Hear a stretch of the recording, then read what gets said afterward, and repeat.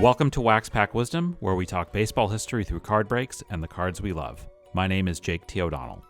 In honor of Halloween, today's episode is a collection of strange, unexplained, spooky, and sometimes silly happenings from the sport of baseball. We hope you enjoy these stories. We would be remiss if we did not start today's episode with the famous Milwaukee-based Pfister Hotel. The Pfister opened in 1893. Here is a vintage postcard from the hotel.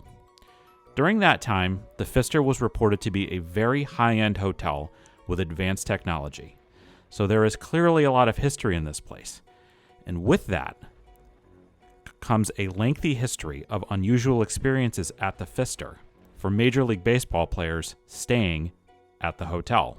The list goes on across teams, managers, and coaches through the years.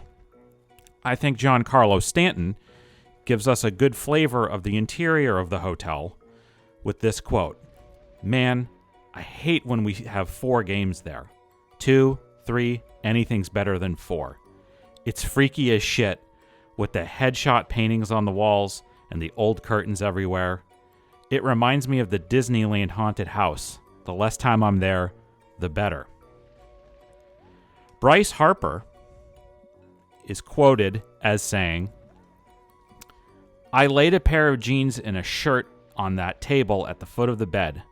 When I woke up in the morning, I swear on everything, the clothes were on the floor and the table was on the opposite side of the room." Michael Young reported hearing footsteps in his room while in bed. Adrian Beltre reported being unable to sleep for multiple nights, hearing someone walk by him when no one else was in his room, banging on his door, which he investigated and did not see anyone, and he also heard sounds of someone hitting his wall. Pablo Sandoval reported that in 2009, his iPod began randomly playing music after he got out of the shower.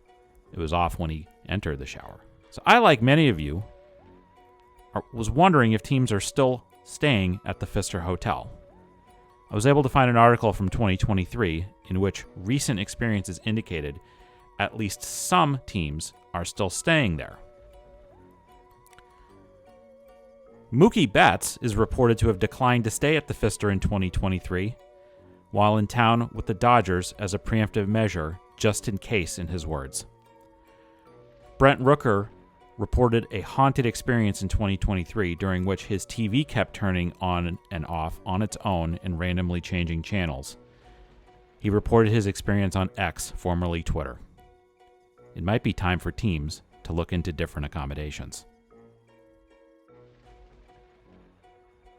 We start at Tiger Stadium, home of the Detroit Tigers from 1912 to 1999, including 1973, where this team card is from. Security guards at Tiger Stadium reported feeling tapping on their shoulders, seeing an orb of light in the hallways, and mysterious phone calls that came from inside the park that no one seemed to have placed.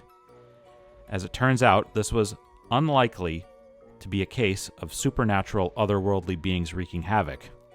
Security guards themselves may have been responsible for some of the mischief in the park, including stealing items from the stadium, allowing unauthorized guests in the park after hours, hosting makeshift games or parties, and reportedly shooting their firearms off at the park for no reason. Employees who work the night crew at the stadium for the Los Angeles Angels, 1963 Topps team card, seen here, have reported some strange happenings after hours, including a boombox seemingly throwing itself off a shelf in the 1990s, and music and lights turning back on after the crew has left for the night. There is also a long hallway that staff reportedly does not like to walk alone. We're going to end today's show with reports of some tricks from across Major League Baseball.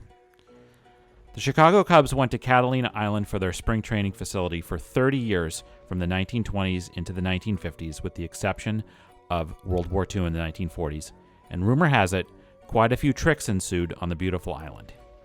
Here is Hank Sauer's 1953 Bowman card. He went to spring training with the Cubs on Catalina Island in 1950 and 1951, and then won the NL MVP in 1952.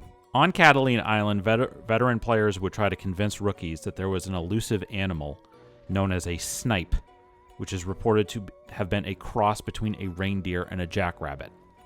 One was never spotted. Another unfortunate practice was the placement of live animals in unsuspecting places. Al Epperly reportedly opened his locker to find a live stingray. Hall of Fame catcher Gabby Hartnett, whose nickname was Old Tomato Face, was reportedly taking a salt bath in the clubhouse when he realized he was joined by a live squid, which proceeded to ink up the tub. The incident with Hartnett was reported in a local paper by none other than Ronald Reagan, who was a broadcaster and sports reporter at the time. He would later become president of the United States. In Seattle, Lou Piniella bet Hall of Fame star Ken Griffey Jr. that he could not hit a homer to left, center, and right on consecutive swings in batting practice. The loser would have to buy the winner a steak. Griffey, a man of his word, delivered the steak after he was unable to deliver on the hits in the form of a live cow in Piniella's office. You can find a video of said cow in the description of this video. We will end on a historical prank of sorts. During the heat of the 1934 pennant race, Hall of Fame hurler Dizzy Dean of the Cardinals, in an effort to spook Huey Kreitz of the Giants, who you see here in his 1933 Gaudy gum card, brought a black cat out onto the field and walked it up and down the Giants' dugout. Luckily for Kreitz, the maneuver backfired, as he went 3 for 4 in the game. Black cats are not bad luck. This proves it. Consider adopting a black cat today.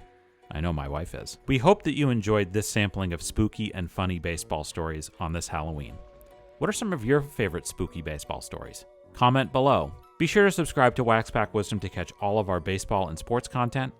And also, please check out our list of nonprofits and charities in the episode description below. Sources for today's episode include Field of Screams by Mickey Bradley and Dan Gordon, MLB.com, the Milwaukee-Journal Sentinel, Wikipedia, and TMJ4TV in Milwaukee. This episode was written by Abby O'Donnell. Thanks so much for watching, and we'll see you next time on Wax Pack Wisdom. Take care.